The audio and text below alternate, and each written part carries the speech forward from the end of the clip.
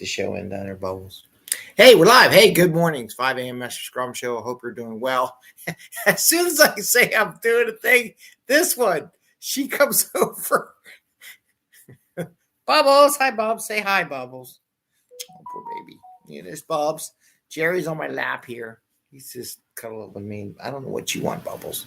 Bubbles apparently wants attention. Only when I go live on this show. Anyway, I want to talk motivation today. Okay, we're going to get a divergent path off the typical. And would you stop moving the camera? The divergent path of Agile and Scrum and a practical technical way. It's kind of like for you, me, value, what we are as people and where we want to go. And I want to talk about this. I met a young gentleman, I guess a young man, young kid to me. He's like 18, practicing hockey while I was walking the dog at 5:30 a.m.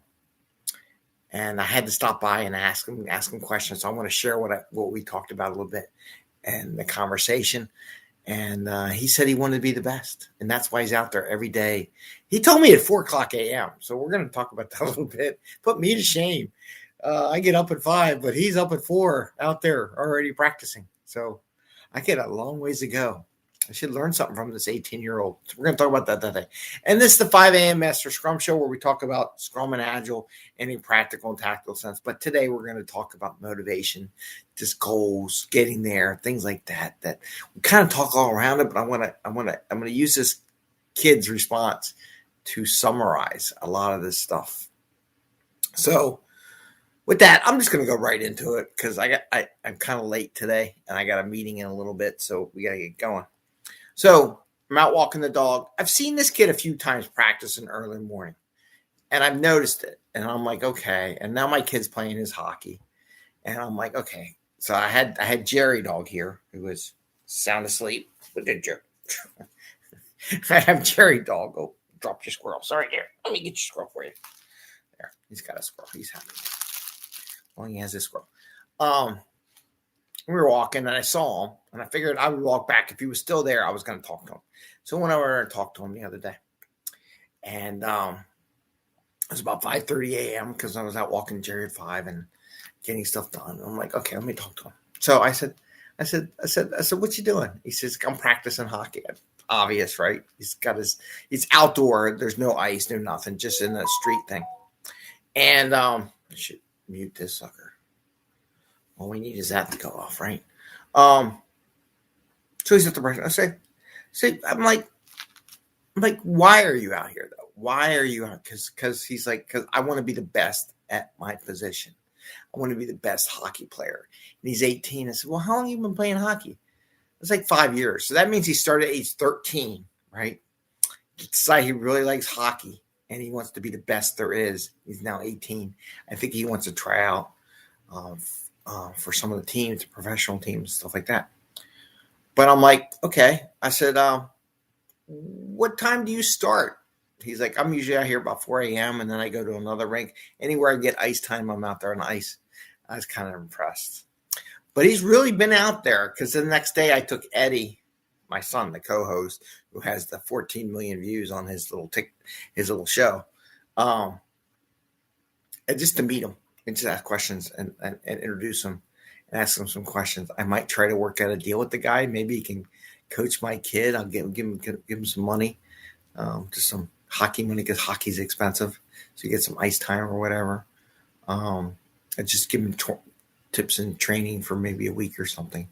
So I interrupt his training. But I was really impressed. The kid really wants it. Kid's up at 4 a.m. in the morning out there. He said he used to get up earlier, but he realized he needed sleep, which is important, which we talk about on the show too, that you should get home, go to sleep, not work those crazy hours. But his passion that he had, that he wanted to be the best at hockey, and it came from his heart. It wasn't some made-up logo made by some company or corporate culture or something like that. He really wanted to be the best hockey player. He's out there working the stick just for hours. Like, I don't know how long. Maybe I'll ask him, how long are you out here? 2 hours? So maybe he's out there for 2 hours from like 4 something to 6 something every day, just working on stick handling. He's got his rollerblades, he's rolling around, and he's got everything, and he's just practicing, visualizing in his head what he's going to do.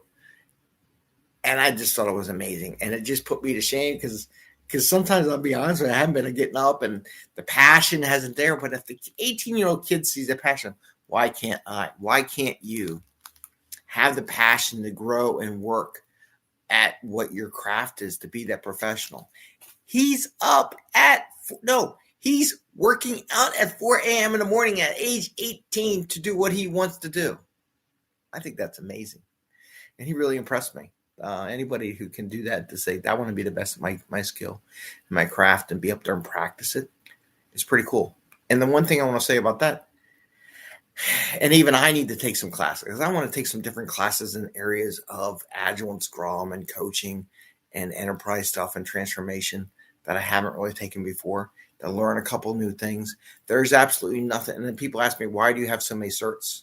I don't have anything. Why do you have so many certs and all? Because every year I would go get trained. I would take a training in something I didn't know, to grow my skill set, right? Because I want to be a professional too. And I don't see anything wrong with that. And I see so many people, oh, I don't need any training, I shouldn't go out. I'm like, you need to go out and get trained by other people and outside your organization, so you can learn from other people and what their experiences are. One of my favorite things about coaching people, is when I coach people, I get all their experiences too. Not just my personal experience, but I hear their experiences, and that helps me become a better person too. I grow exponentially. So none of it's just my personal experience was one. So when I coach 10 people, I get 10 times the experience every week of what's going on in Agile and Scrum. And I try to relate a lot of that stuff in this show. So, but I want to give kudos to that kid. I got to work. I got to find something. I got to do some work with this kid. I'll tell you one thing. I might hire him for something. If this hockey thing doesn't go, if he has that much passion in doing stuff, dude, I'll hire him for anything. I don't care. If he can bring that kind of passion to what I do, to anything that he wants to do, I'm up for it, So anyway, I just thought I want to share that with you. Just an 18-year-old kid out there at 4 a.m. in the morning, practicing and getting better at his craft, because he wants to be the best at it. And I wanted to share that. I don't know about you, but it put me to shame. It's like, dude, I have no excuse not to get up at 5 a.m. in the morning and get this stuff going. Get up a little bit before 5, make sure I go to bed early, get that sleep like he said, because it's good, especially when you're old like me, you need to sleep. But to see a young kid out there gave me hope that there are all people out there who really want to be the best. And the ones that just talk about it versus the ones who do it like this kid.